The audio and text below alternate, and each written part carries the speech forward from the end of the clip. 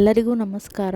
ಇವತ್ತಿನ ವಿಡಿಯೋದಲ್ಲಿ ನಾನು ಟೊಮೊಟೊಕಾಯಿ ಚಟ್ನಿನ ಮಾಡ್ತಾಯಿದ್ದೀನಿ. ಇಲ್ಲಿ ನಾನು ಒಂದು ಅರ್ಧ ಕೆ ಜಿಯಷ್ಟು ಟೊಮೊಟೊಕಾಯಿನ ಹೆಚ್ಚಿಟ್ಕೊಂಡಿದ್ದೀನಿ. ಒಂದು 200 ಗ್ರಾಮಷ್ಟು ಹಸಿರು ಮೆಣಸಿನ್ಕಾಯಿನ ತೊಗೊಂಡಿದ್ದೀನಿ.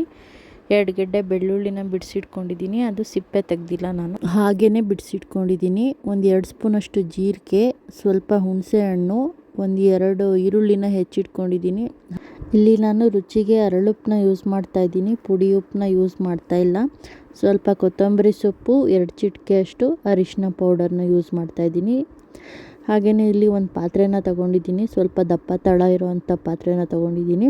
ಇದಕ್ಕೆ ನಾನು ಹೆಚ್ಚಿಟ್ಕೊಂಡಿರೋಂಥ ಟೊಮೊಟೊಕಾಯಿ ಹಾಗೆಯೇ ಹಸಿರು ಮೆಣಸಿನ್ಕಾಯಿ ಎಲ್ಲನೂ ಹಾಕ್ಕೊಂಡು ಬೇಯಿಸ್ಕೊತೀನಿ. ಇವಾಗ ಜಾಸ್ತಿ ಹೊತ್ತೇನು ಬೇಯಿಸ್ಬೇಕಾಗಿಲ್ಲ. ಇದನ್ನು ಒಂದು 5ರಿಂದ 10 ನಿಮಿಷ ತನಕ ಬೇಯಿಸಿದರೆ ಸಾಕು.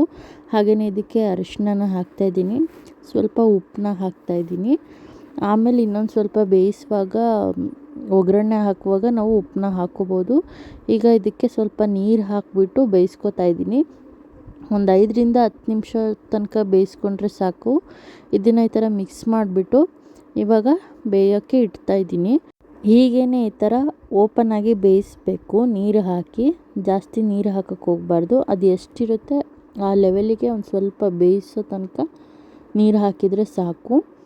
ಇವಾಗ ಇದು ಈ ಥರ ಬೆಂದಿದೆ. ಇದು ತುಂಬ ಕಲಸೋಗೋ ಥರನೂ ಬೇಯಿಸಬಾರ್ದು. ಸ್ವಲ್ಪ ಒಂದು 5ರಿಂದ 10 ನಿಮಿಷ ಬೇಯಿಸಿದರೆ ಸಾಕು. ಇದು ಬೇಯಿಸಿದಾಗಿದೆ. ಈಗ ಒಂದು ಜರಡಿಲಿ ನಾನು ಇದನ್ನು ಶೋಧಿಸ್ಕೊತಾ ಇದ್ದೀನಿ. ಇದನ್ನು ಇವಾಗ ನಾನು ತಣ್ಣಗಾಗಕ್ಕೆ ಬಿಡ್ತೀನಿ, ಯಾಕಂದರೆ ಇದನ್ನು ರುಬ್ಬಬೇಕು. ಅದಕ್ಕೋಸ್ಕರ ಸ್ವಲ್ಪ ತಣ್ಣಗಾಗೋ ಅಷ್ಟರಲ್ಲಿ ನಾವು ಇಲ್ಲಿ ಒಗ್ಗರಣೆನ ಹಾಕ್ಕೊಳ್ಳೋಣ. ಒಂದು ಕಡಾಯಿಗೆ ನಾನು ಒಂದು 2 ಸ್ಪೂನಷ್ಟು ಎಣ್ಣೆನ ಹಾಕೋತಾ ಇದ್ದೀನಿ. ಎಣ್ಣೆ ಕಾದಿದೆ. ಇವಾಗ ಇದಕ್ಕೆ ನಾನು ಸಾಸಿವೆನ ಹಾಕ್ತಾಯಿದ್ದೀನಿ. ಈ ಚಟ್ನಿ ರೊಟ್ಟಿಗೆ ಮತ್ತು ಚಪಾತಿ, ಬಿಸಿ ಅನ್ನಕ್ಕೆಲ್ಲ ತುಂಬ ಚೆನ್ನಾಗಿರುತ್ತೆ. ಒಂದು ಸತಿ ಮಾಡಿ ಇಟ್ಕೊಂಡ್ರೆ ಒಂದು ತಿಂಗಳಾದರೂ ಏನೂ ಆಗೋದಿಲ್ಲ.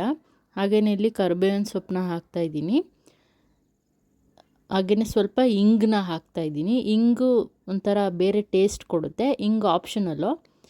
ಇವಾಗ ನಾನು ಈರುಳ್ಳಿನ ಹಾಕ್ತಾಯಿದ್ದೀನಿ. ಈರುಳ್ಳಿ ಚೆನ್ನಾಗಿ ಫ್ರೈ ಆಗಬೇಕು. ಇದು ಎಣ್ಣೆಲಿ ಹಸಿ ವಾಸನೆ ಎಲ್ಲ ಹೋಗಬೇಕು, ಅಲ್ಲಿ ತನಕ ಸ್ವಲ್ಪ ಫ್ರೈ ಮಾಡಬೇಕು. ಇದು ಫ್ರೈ ಆಗೋ ಅಷ್ಟರಲ್ಲಿ ನಾವು ಒಂದು ಜಾರಿಗೆ ಸಾಂಬಾರು ಸೊಪ್ಪು, ಹಾಗೆಯೇ ಹುಣಸೆ ಹಣ್ಣು, ಬೆಳ್ಳುಳ್ಳಿ, ಜೀರಿಗೆ, ಹಾಗೆಯೇ ತಣ್ಣಗಾಗೋಕ್ಕೆ ಬಿಟ್ಟಿದ್ವಲ್ಲ ಟೊಮೊಟೊಕಾಯಿ, ಹಸಿರು ಮೆಣಸಿನ್ಕಾಯಿ ಎಲ್ಲನೂ ಹಾಕಿ ರುಬ್ಕೋಬೇಕು. ತುಂಬ ಫೈನ್ ಪೇಸ್ಟ್ ಏನು ಬೇಡ, ಸ್ವಲ್ಪ ಹಾಗೆಯೇ ದಪ್ಪನೇ ರುಬ್ಕೊಂಡ್ರೆ ಸಾಕು. ಈಗ ಅರಳುಪ್ಪನ್ನ ಹಾಕ್ತಾಯಿದ್ದೀನಿ. ಬೇಯಿಸುವಾಗ ಸ್ವಲ್ಪ ಉಪ್ಪು ಹಾಕಿರ್ತೀವಿ, ಉಪ್ಪನ್ನ ನೋಡಿ ಹಾಕ್ಕೋಬೇಕು. ಈ ರೀತಿಯಾಗಿ ರುಬ್ಕೊಂಡ್ರೆ ಸಾಕು. ತುಂಬ ಪೇಸ್ಟ್ ಮಾಡೋದೇನು ಬೇಡ, ದಪ್ಪನೇ ರುಬ್ಕೊಂಡ್ರೆ ಚೆನ್ನಾಗಿ ಬರುತ್ತೆ. ಇದನ್ನು ನಾನು ಒಗ್ಗರಣೆಗೆ ಹಾಕೋತಾ ಇದ್ದೀನಿ. ಇದು ಸ್ವಲ್ಪ ಎಣ್ಣೆ ಬಿಡೋ ತನಕ ಫ್ರೈ ಆಗಬೇಕಿದು, ಯಾಕೆಂದರೆ ಫಸ್ಟೇ ಬೇಯಿಸಿಟ್ಕೊಂಡಿರ್ತೀವಿ, ಬೆಂದಿರುತ್ತೆ. ಬೆಳ್ಳುಳ್ಳಿ ಹಾಕಿರ್ತೀವಲ್ಲ, ಅದ್ರ ವಾಸನೆ ಎಲ್ಲ ಹೋಗಬೇಕು, ಅಲ್ಲಿ ತನಕ ಸ್ವಲ್ಪ ಫ್ರೈ ಮಾಡಬೇಕು.